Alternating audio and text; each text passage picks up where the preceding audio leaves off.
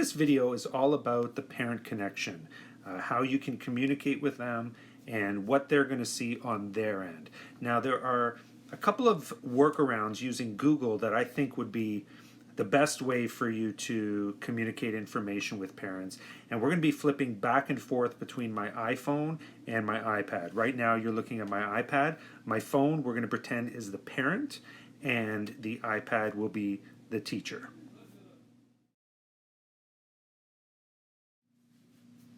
So the way that I recommend communicating with parents digitally is by using our Google emails.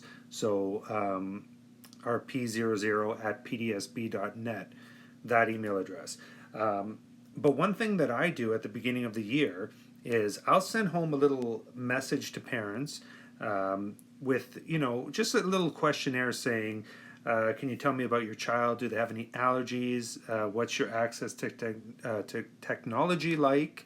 But I also say, can you give me the best phone number to call you at and the best email address to contact you at?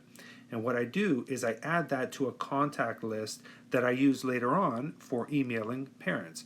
And so where you're going to go is you're going to go to contacts.google.com. So I'm in contacts now. You'll notice here I've got all my contacts from this year. They're blurred out. But what I want to do is add a pretend parent to my contacts list. Before I actually add them, though, I'm going to do something called creating a label. And a label is basically Google's way of grouping people or grouping contacts together. I already have my label for this year. I'm going to create one for next year. I'll call it 2020-2021 class list. Click on save. And so now I have my class list. Now I apologize for the blur. I couldn't get it above the blur, but I just typed in the name of the class list and clicked on save. So here you go. Now I'm going to create a contact by clicking here on create contact. Okay, so once we've clicked on that, this pops up. So I'm going to put parent A. Usually what I'll do is I'll put the child's name. So I'll say child, writing my own name there. Child A's mom, and then I'll put their name there, just so I know. And then you could put a last name. I don't even bother with the last name. And then you put in their email address. Put in their phone number, whatever their phone number is. You can give it a label, like you can call it, this is mom's cell, or whatever you want. You can put in more information. Down here in the notes is where I'll put the, if they have any allergies, what their situation with technology is like. And finally, before I click on save, I go up here where it says no label. And I click here where I have my new label, and then save.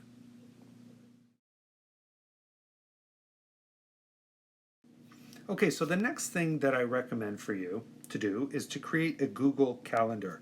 Google Calendar is super simple to add information to, and it's super simple for parents to view on whatever device they're using. You're going to go to calendar.google.com. Over here, you can see I'm already in here. I've got a whole bunch of calendars that I made, but I'm going to make a new one. So I'm going to go down to other calendars, click on the plus, and I'm going to say create a new calendar. I'll give it a name, so I'll call it test class calendar. You can call it whatever you want, give it a description, time zone there, and then we're going to create the calendar. Okay, so it's been created. Now we're going to click back for a second here. There's my test calendar here now. I'm going to click on the three dots beside it, and I'm going to go to settings and sharing. We're going to go down here. Now, if we leave it as make available for Peel, the students will be able to see it, but the parents won't. So what I do is I say make available to public. You're going to get this warning message. But I don't think you should be putting anything child specific in here. So don't be putting in kids' birthdays or anything like that. But you could put in events like, our assemblies and different events going on in the class. That you can put in. So it shouldn't be fine. Just don't do anything specific for the kids. So we'll say, okay, it's now available to the public. We're going to scroll down. Don't do this shareable link. I'm going to show you a different link to get. We're going to go down here. And this one right here, the public URL to this calendar. I'm going to copy that. Okay, we're going to go copy. Now we're going to jump over to Brightspace. Okay, here we are. In Brightspace, I'm going to create a post. And the post will say class calendar. I don't want them to make any comments, so we'll leave that out. I'm going to click on an attachment, and it's going to be a web link. Here I'm going to paste that link that I just copied, and here I'm going to put class calendar again and say insert.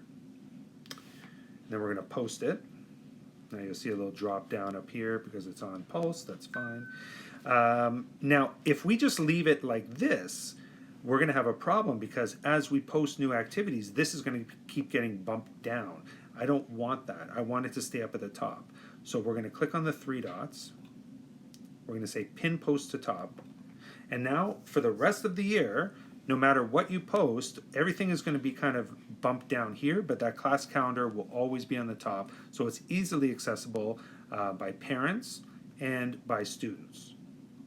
Now, if you wanted to add an event to the calendar really quick, it's super simple. We'll just jump back to the calendar. And let me just get back here. So I want to create a new event. Call it whatever you want, test event. You can set the time, whatever you want to do, a description in there. If you have multiple calendars, you might see multiple calendars, so pick the one you want. And then click on save. There are even more options, but this is the quickest way to do it. Click on save, and there we go. And that's it. And so now the parents will be able to see that event. Easy peasy.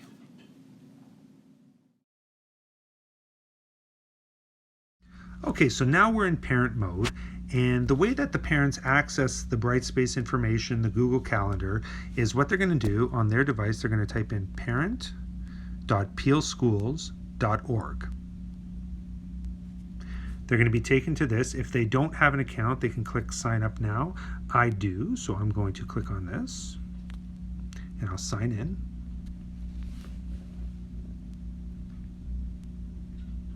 Now it looks a little bit different on the phone, on the computer, on the iPad. You know, it's a bigger screen, so you get more information.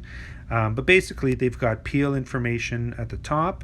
You've got the safe arrival system. You can see how many days your child has been sick and whatnot. And then you've got Brightspace. So I'm going to click on Brightspace.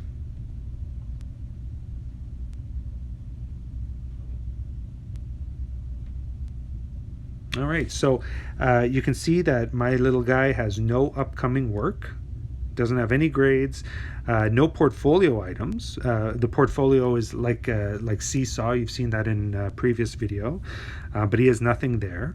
And then here we go, latest post, and there's that class calendar. Let's click on it. Boom, there you go.